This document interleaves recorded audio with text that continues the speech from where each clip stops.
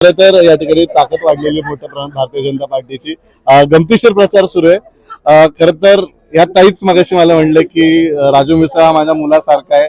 लहानपणापासून आम्ही त्यांना या ठिकाणी पाहिले, गणेश मंडळाच्या याच्यातून निर्माण झालेला कार्यकर्ता आहे।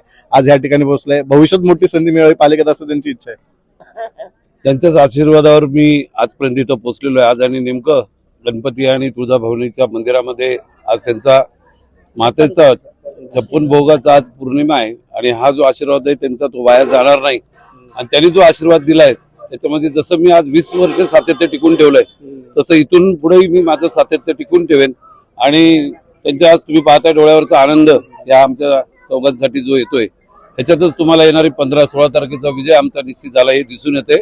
त्यामुळं ह्या जो आज त्यांनी आमच्यावर एवढ्या दिवसाचा विश्वास ठेवला, एवढ्या वर्षाचा, तो विश्वासाला आम्ही सर्वजण पात्र राहू एवढंच सांगेन मी। त्यांचं असं म्हणणं आहे की आम्हाला हे 4च लोक माहिती आहे, याच्या व्यतिरिक्त लोकच माहित नाही आम्हाला।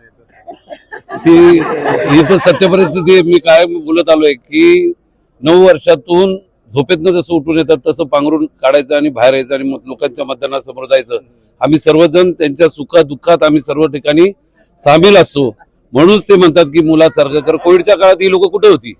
एकही कोणी दिसला असेल तुम्हाला कोविडच्या काळात? कोविडच्या काळात यांना आम्ही आमचं घर हे आमचं मातृतुल्य आम्ही सांभाळून ठेवलंय, म्हणून आज तुम्हाला टिकून दिसतंय।